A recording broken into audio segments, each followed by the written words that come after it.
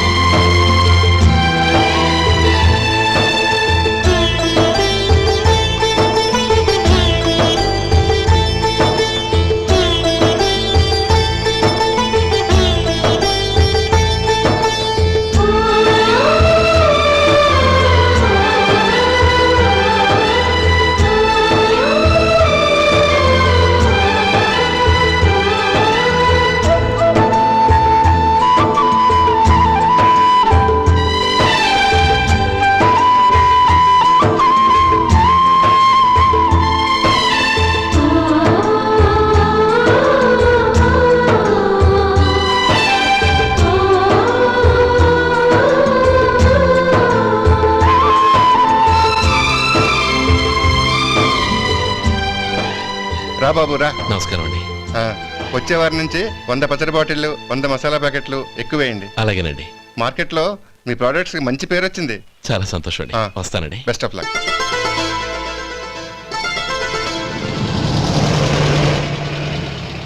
ఆ బాక్స్ లోపల పెట్టవా? అలాగే సార్. ఇక మీద మీ ఆర్డర్లు సగం వేయండి, సరిపోతుంది. అదేంటండి? మీ పచ్చళ్ళు అమ్ముడుపోక చాలా స్టాక్ అలాగే ఉండిపోయింది. ఇప్పుడు అందరూ రుచి పచ్చళ్ళు, రుచి మసాలానే అడుగుతున్నారు. మా నల్లుడి గురించి తక్కువగా అంచనా వేశారు కదా, ఇప్పుడేమంటారు? ఎలాగైతేనే అతను వృద్ధిలోకి వస్తే చాలు. వాళ్ళు బాగుంటే నాకు సంతోషమేగా. ఎవడ్రా వాడు? ఇన్నాళ్ళుగా వ్యాపారం చేస్తున్నాను, నిన్నగాక మొన్న వచ్చినోడు వాడు నాకు పోటీయా? వాణ్ణి పెరగనివ్వకూడదు.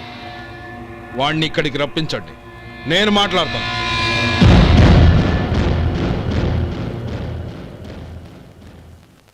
నమస్కారం అండి. రమ్మన్నారంట? నీ పచ్చళ్ళ కంపెనీ మూసేయాలి. నీకెంత కావాలి? 5 లక్షలు ఇస్తాను. చాలా? 5 లక్షలు కాదు, 50 లక్షలు ఇచ్చినా నా కంపెనీ మూయడం జరగదు. బాగా ఆలోచించుకొని చెప్పు. ఈ వ్యాపారంలో పుట్టి పెరిగినోడ్ని, నాతో పోటీ పడకు. నా చేతి కింద 6,000 మంది పనిచేస్తున్నారు. ఆంధ్ర మొత్తం నాకు బ్రాంచులు ఉన్నాయి. నేనే మార్కెటింగ్ చేయలేకపోతున్నాను. ఆఫ్టర్ ఆల్ ఒక కుటీర పరిశ్రమలా పెట్టుకొని నువ్వెలా మార్కెటింగ్ చేయగలవు? 6,000 మంది వర్కర్స్ని పెట్టుకుని ఆంధ్ర మొత్తం బ్రాంచీలున్న మీరే నా కంపెనీ చూసి భయపడుతున్నారంటే నా సరుకులో నాణ్యత ఉందనేగా. ఆ నాణ్యత ఉన్నంత వరకు నాకెవరూ పోటీ కాదు. ఈ ప్రపంచంలో నేను ఎక్కడైనా మార్కెట్ చేయగలను. వస్తాను.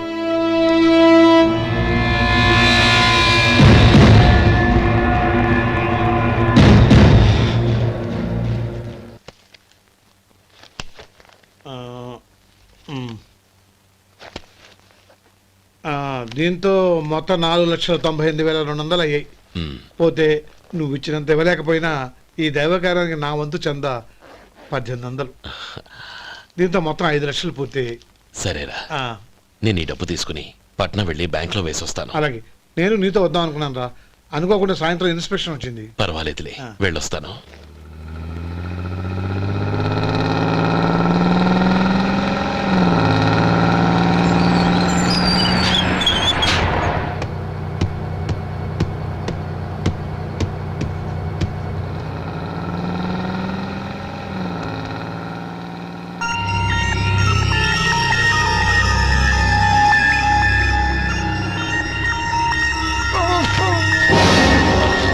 అయ్యో మూర్ఛ మూర్ఛ బసాపండి బసాపండి.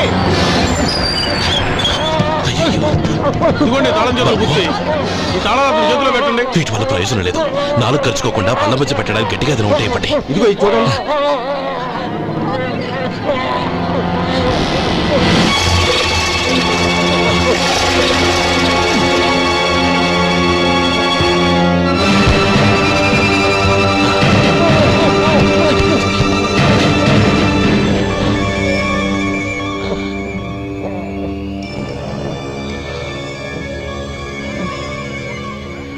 మీరు వెళ్ళి మీ సీట్లో కూర్చోండి, కొంచెం గాలాండివ్వండి. ఇప్పుడు ఎలా ఉంది బాబు?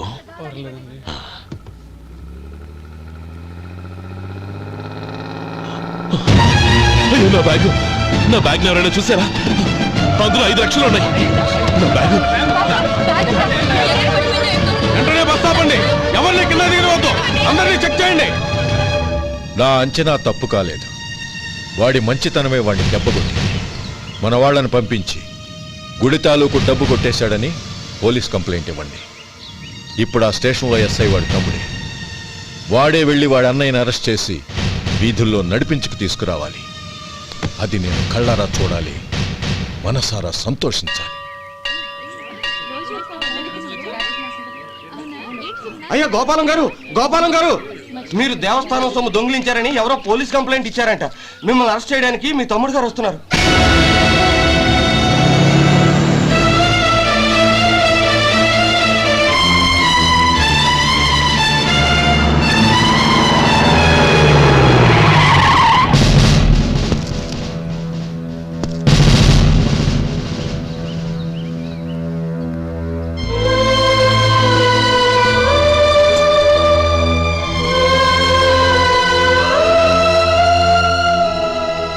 చూడు గోపి, ఎప్పుడు నువ్వు ఉద్యోగంలో చేరావో అప్పుడే తనా పరా అనే తేడా మర్చిపోవాలి. నేరం చేసిన వాడు నీ తమ్ముడైనా అన్నైనా సరే శిక్షించాల్సిన బాధ్యత నీది. అదే నువ్వు నీ ఉద్యోగానికి ఇచ్చే గౌరవం.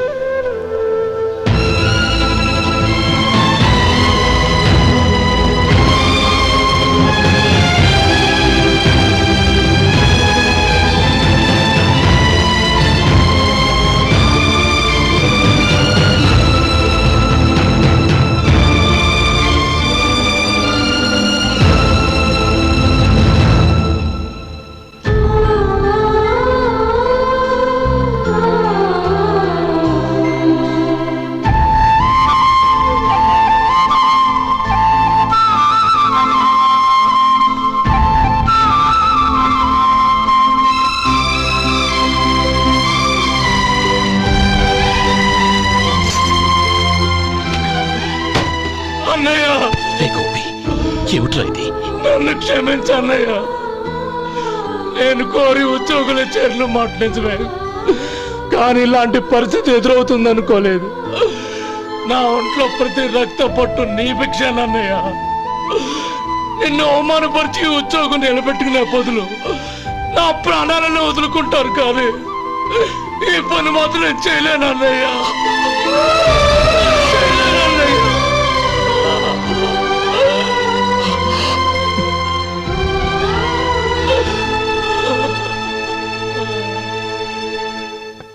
ఏరా, ఇన్నేళ్లు కష్టపడి సంపాదించిన ఉద్యోగానికి రాజీనామా చేస్తావా? కనీసం నీ పెళ్ళాం ఏమనుకుంటుందోనని ఆలోచించావా? ఇందులో అనుకోవడానికి ఏముంది మామగారు? ఎండనక వాననక కష్టపడి ఓ తండ్రి కంటే ఎక్కువగా ఈయన్ని పెంచి పెద్ద చేశారు బావగారు. అలాంటి దేవుణ్ణి అరెస్ట్ చేసే ఆ ఉద్యోగం ఈయనకు అవసరం లేదు. బాగుంది. అన్నకు తగ్గ తమ్ముడు, తమ్ముడికి తగ్గ పెళ్ళాం. సరే, మీ ఇష్టం. నానమ్మ, అన్నయ్యడి. నమస్కారం అండి. ఓ నువ్వా? రా కూర్చో. పర్వాలేదండి. ఏంటి ఇలా వచ్చావు? ఆ రోజు నా కంపెనీని మూసేయమన్నారు. ఇప్పుడు నేను మూసేయడానికి సిద్ధంగా ఉన్నాను. దానికి ప్రతిఫలంగా నాకు 5 లక్షలు కావాలి. అలాగే నీకు కావలసిన 5 లక్షలు నేను ఇస్తాను. చాలా థ్యాంక్స్ అండి. కానీ మీరు మీ కంపెనీని మూసేయక్కర్లేదు. సార్, అవును మిస్టర్ మధు, మీ అన్నగారికి జరిగిన అన్యాయం గురించి తెలుసుకున్నాను. మీ కుటుంబం గురించి కూడా విన్నాను. సహజంగా అందరూ ఐకమత్యానికి ఉదాహరణ రామలక్ష్మణులు అంటారు. కానీ ఆ రామలక్ష్మణులు ఎలా ఉంటారనేది పుస్తకాల్లో చదవడం తప్ప ఎవ్వరూ చూడలేదు. మీ అన్నదమ్ములను చూస్తే ఆ రామలక్ష్మణులు ఇలాగే ఉండేవారేమో అనిపిస్తుంది. అలాంటి కుటుంబానికి ఇలాంటి ఇబ్బంది రావడం నిజంగా దురదృష్టం. రామునికి హనుమంతుల్లా కాకపోయినా ఏదో ఉడతా భక్తిగా నా వల్ల వీలైన సహాయం ఈ 5 లక్షలు తీసుకో. మీ కంపెనీ పేరు మీదే అన్ని సరుకులు తయారు చేయండి. నేను వాటిని ప్రపంచమంతా మార్కెటింగ్ చేస్తాను. సార్, మీ రుణం ఉంచుకోను, తొందరలోనే తీర్చేస్తాను. స్నేహితుల మధ్య రుణాలేంటి మధు? We are friends.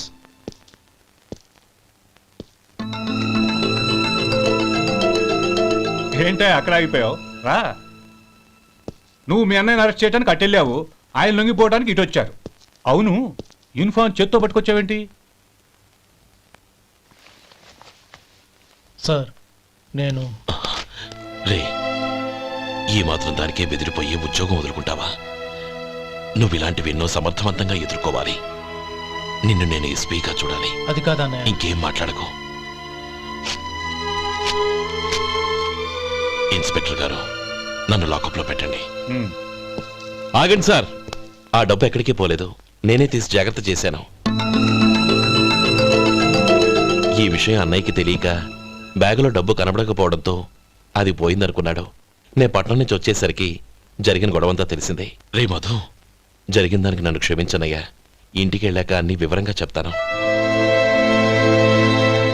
సార్, ఇదిగోండి 5 లక్షలు.